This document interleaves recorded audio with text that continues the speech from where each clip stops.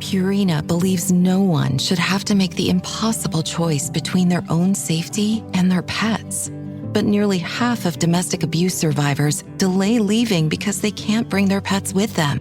Through the Purple Leash Project, Purina is helping create more pet-friendly domestic violence shelters so survivors and their pets can escape and heal together. Visit Purina.com/purple to learn more.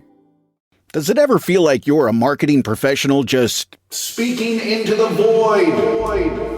But with LinkedIn ads, you can know you're reaching the right decision makers, a network of 130 million of them, in fact. You can even target buyers by job title, industry, company, seniority, skills, and did I say job title? See how you can avoid the void and reach the right buyers with LinkedIn ads. Spend $250 on your first campaign and get a free $250 credit for the next one. Get started at linkedin.com/campaign. Terms and conditions apply.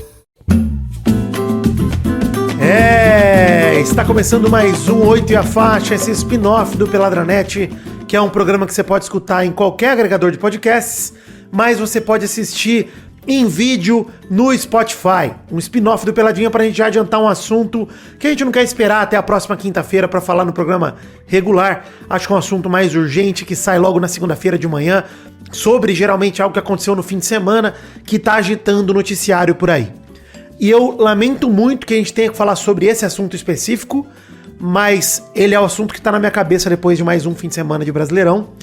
E é um assunto, cá entre nós, lamentável demais. Me parece que eu tô vivendo um dia da marmota no Brasileirão. E não só no Brasileirão, mas em todas as competições da CBF, mas em especial no Brasileirão. Eu acho realmente que a gente tá no pior ano de arbitragem dos últimos, sei lá, da última década, do século talvez. Desde que virou lá 2000, 2001, acho que é o pior. Mesmo que tenha 2005, o escândalo da máfia do apito, etc. Lá pelo menos tinha a justificativa de ser algo pago, né? De ser um esquema de arbitragem. Aqui, eu quero acreditar que seja só incompetência. Mas incompetência tem limite? Será que tem limite? Isso que eu venho me perguntando. Rolou ontem um dos jogos mais importantes do campeonato, o duelo do líder e vice-líder num Palmeiras e Flamengo no Maracanã, num Flamengo e Palmeiras, na verdade, que o Flamengo saiu vitorioso. E já adianto aqui para os torcedores flamenguistas, com méritos, não acho que venceu por conta do erro de arbitragem. Mas para mim é inadmissível ver a imagem, tanto em tempo real quanto em câmera lenta, do pênalti grotesco que o Jorginho fez com a carga nas costas do Gustavo Gomes. O Gustavo Gomes se lançando pra bola e o Jorginho por trás dele com as duas mãos empurrando as costas dele. No momento que ele tá praticamente ficando sem o apoio do chão ali, transicionando pro pulo, então qualquer deslocamento no corpo dele muda a trajetória dele e impacta no que ele tá fazendo na ação ofensiva dele de bater na bola, no caso no cabeceio. Uma carga pelas costas de um jogador que tem noção de onde o outro tá. Por isso que depois de ouvir o áudio do VAR eu fico mais abismado ainda, do VAR falando braço de referência. Que referência? Que é referência maior do que a visual pro Jorginho saber onde o Gustavo Gomes tá? Ele tá ali vendo o cara, ele tem noção da distância.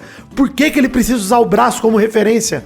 Não faz o menor sentido a justificativa do VAR. Ouvir o áudio torna tudo muito pior. E mais um erro de arbitragem num jogo criteriosamente necessário para a luta pelo título. Mas o episódio de hoje é sobre o dia da marmota da arbitragem, justamente porque pau que bate em Chico, bate em Francisco também. É o que nós temos visto em regra aqui no Brasileirão. 2 semanas atrás, ou 3, não me lembro bem, mas acho que 2, o São Paulo reclamou muito dos lances, para mim com razão, no jogo da não expulsão do Andreas Pereira e do pênalti não marcado em cima do Tapia, com o áudio bizarro do VAR, que a gente comentou no último episódio do Pelada, falando de escorregão e por aí vai. No último Pelada eu até cogito, falo, cara, será que tem algum esquema? Não é possível. Eu não quis dizer que o Palmeiras estivesse comprando a arbitragem, mas eu não sei, a gente vive um momento tão estranho de escândalo de apostas, né, que eu começo a me questionar se os árbitros estão de fato só incompetentes ou se eles estão mal intencionados mesmo, por conta de algum esquema. Eu tô só levantando a lebre, eu não tô acusando ninguém. Mas eu acho importante que a gente se dê conta de que hoje em dia a gente tem uma ferramenta que a gente não tinha em 2005, que é o VAR, né? Aquele pênalti no Tinga, ele seria um absurdo não ser marcado pelo VAR. Um absurdo a expulsão não ser revertida pelo VAR. Então não é sobre vingança que eu vim falar aqui, apesar que deve ser muito saboroso pro torcedor do São Paulo ver o pênalti não marcado ontem. Deve ser saboroso, porque a gente vive essa onda, né? Essa oscilação de hoje é o meu time, amanhã é o time do outro, e aí a gente vai se sacaneando. Mas não pode ser sacanagem. A entrevista do Abel Ferreira no final do jogo de ontem, totalmente num tom diferente do que foi pós-jogo contra o São Paulo. Chega a ser vergonhosa a postura do treinador como ele, o treinador tão grandioso e vitorioso, que não sabe reconhecer um erro de arbitragem quando é a favor do time dele.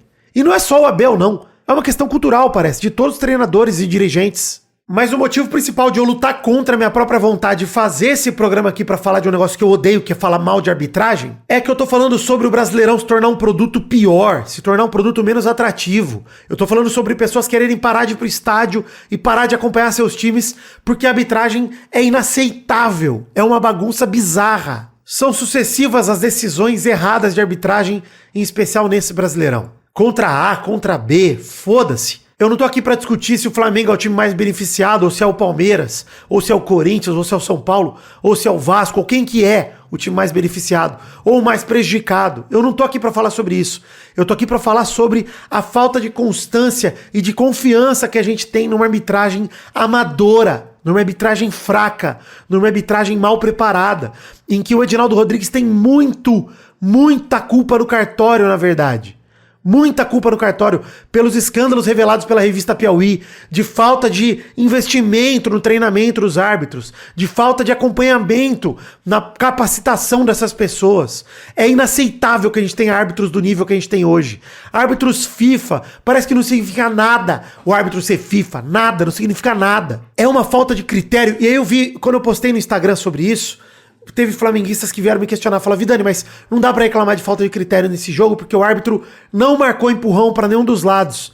Mas não é sobre esse jogo, é sobre o campeonato em si, é sobre os árbitros não terem um padrão de arbitragem, é sobre num jogo por aleatório, por uma questão de sorteio, você ter um pênalti marcado pro seu time e no outro não, no mesmo lance. No mesmo lance.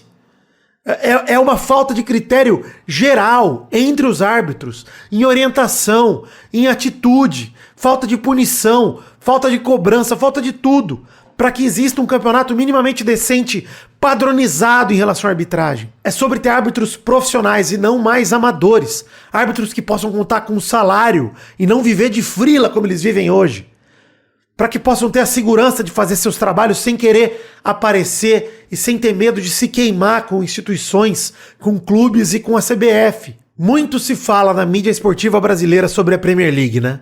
Sempre se falou sobre a arbitragem da Premier League, que não marca qualquer empurrão, que não marca qualquer faltinha. E sabe por que eles têm essa fama? Porque lá existe padrão entre os árbitros. Padrão. Um padrão que dá pra você identificar que por mais que tenha uma oscilação, porque são seres humanos diferentes e eles vão agir diferente, existe uma orientação que todo mundo minimamente segue. E é isso que a gente tem que lutar pra ter aqui no Brasil também. Eu quero que você entenda o que eu tô dizendo. Eu não tô aqui vindo defender o Palmeiras de um pênalti que ele não recebeu, até porque nos últimos peladas eu fui xingado por palmeirenses que estão dizendo que, não, porque o Vidani tá falando, sugerindo alguma coisa. Eu não tô falando, eu já não tava antes contra o Palmeiras e eu não tô agora a favor do Palmeiras contra o Flamengo por ser Vasco. Eu não tô fazendo isso. Eu tô clamando, pelo amor de Deus, por bom senso, pra que a gente entenda que até os comentaristas de arbitragem que estão na TV foram árbitros amadores, árbitros aquém da sua capacidade, que não tiveram o preparo, o treinamento adequado, que têm um histórico sim, mas de um ponto de vista tão individual e pouco cobrado, entende? Do ponto de vista tão ridiculamente aceitado que se a gente hoje tem uma arbitragem tão instável, essas pessoas fizeram parte disso. Então em quem confiar? Pra mim o futebol, eu me apaixonei pelo futebol quando criança por ser um esporte fácil de entender. Tudo bem, tem impedimento, mas as peladas em casa, na praça, etc, em Araraquara não tem impedimento, né? Então a regra mais complexa do futebol que todo mundo cita como dificuldade de entender, que é o impedimento, ela é simples de resolver. Ela tá fácil agora com o VAR. Agora, uma falta, que é uma regra simples de entender. Cara, é uma carga. Óbvio que existe subjetividade. Alguma subjetividade sempre existe. Sempre vai existir alguma discussão. Mas é inaceitável que a gente tenha, grotescamente, um árbitro que marca um tipo de falta e na outra semana, por sorteio, um árbitro que não marca. É bizarro, é esquisito, faz mal pro futebol brasileiro, faz mal pro produto do futebol brasileiro como algo a se vender, E nós temos que nos colocar no nosso devido lugar. Nós somos uma das ligas mais fortes do mundo, no país mais vezes campeão mundial. Nós temos uma tradição, é o esporte que mais se pratica na América Latina, mas no Brasil em si. É a porra do futebol. E nós temos uma arbitragem mais do que medíocre. Uma arbitragem aquém do que a gente merece. Uma arbitragem podre. Não necessariamente no aspecto de vendida e desonesta, eu não tô falando sobre isso, mas podre no sentido de caindo aos pedaços. Uma arbitragem que tá morrendo, que ninguém mais confia, que a gente olha e conhece árbitro pelo rosto, pelo nome. Isso não era realidade 20 anos atrás. O árbitro, tal qual o juiz da justiça mesmo comum, ele tem que ser um cara que não importa o rosto dele, ele vai fazer justiça. É isso que a gente tem que buscar com a arbitragem. E sinceramente, gente, não é isso que a gente vê no Brasileirão. Eu me sinto, no dia da marmota, semana após semana, vindo erros atrás de erros. Ora é contra o meu time, ora é a favor, ora é num jogo que eu não tenho nada a ver. E só vendo a casa cair. E o nosso futebol vai ficando em segundo plano. Os lindos gols do Flamengo, a jogadaça do Pedro, o gol do Arrascaeta, os grandes momentos do futebol perdem espaço nas manchetes para essas estrelas que ninguém quer ver, que ninguém quer assistir, ninguém quer saber o que o árbitro fez. A gente quer bola rolando, a gente quer futebol, só isso que a gente quer. E a arbitragem, sinto muito, não deveria influenciar tanto no futebol quanto faz agora.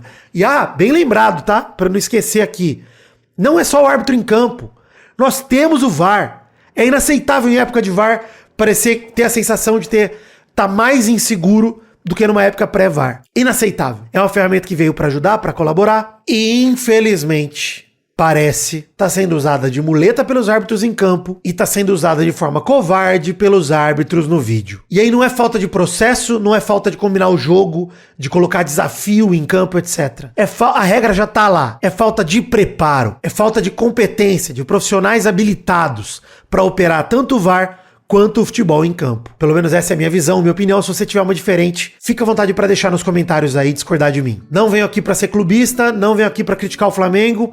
De novo, reforço, vitória merecida pelo que demonstrou em campo. E o campeonato ganha uma competição muito legal para essa reta final, com Palmeiras e Flamengo empatados em pontos. Por isso mesmo que a gente tem que confiar que nas próximas rodadas a arbitragem seja algo que não vá atrapalhar o espetáculo. O que cá entre nós está bem difícil de confiar e acreditar nesse momento. Lembrando, vai no site do Peladinha, peladananet.com.br e confira, tem link para todas as redes sociais lá, para você seguir, curtir, compartilhar o Peladinha em todo canto. Tem link também para produtos nossos na Podcast Store, vai lá comprar. E hoje não teve minha bundinha no programa, e é de propósito porque essa camisa não tem o número 8 estampado nela, mas ela é uma camisa que eu ganhei de presente na Mystery Box da Originais do Fute, uma camisa linda da Irlanda do Norte. E eu botei ela hoje porque tá friozinho aqui em Araraquara e ela é de manga comprida. A Mystery Box é um produto da Originais do Fute, onde por apenas R$ 197,90 por mês você ganha todo mês uma camisa de time de futebol diferente na tua casa. Mas a Originais do Fute é uma parceira do Peladranet que tem ficado fixa com a gente, que além da Mystery Box é também uma loja de artigos esportivos muito maneira em originaisdofute.com. Lembrando, @originaisdofute_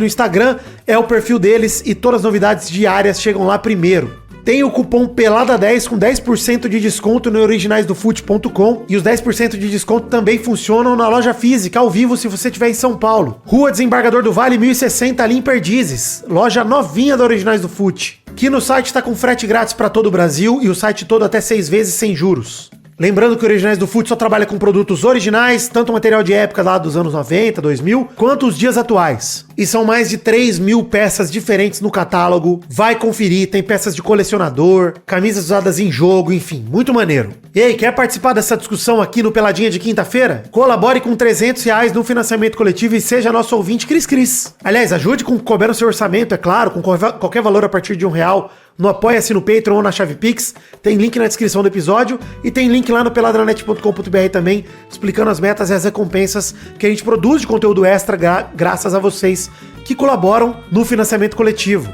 Mas eu destaco que o ouvinte Cris tem gravado conosco direto e tem sido surpresas muito maneiras gravar com os ouvintes por lá. Então, se você quiser discutir arbitragem, discutir qualquer tema que seja no episódio do Peladinha, colabore com R$300 em qualquer uma das plataformas de financiamento coletivo. Se você estiver fora do Brasil, faz a conversão aí certinha e colabora com um valor em outra moeda que dê R$300, que eu te convido também pra gravar com a gente. Não se esqueça de seguir o podcast no Spotify e de classificar com 5 estrelinhas, por favor, porque ajuda bastante a gente. E também aproveita e comenta no episódio o que você tem achado dessas polêmicas de arbitragem todas aí. É isso, galera. Um beijo, um queijo. Até o programa que vem. Até quinta-feira pro próximo Peladranet. Tamo junto. Alegria.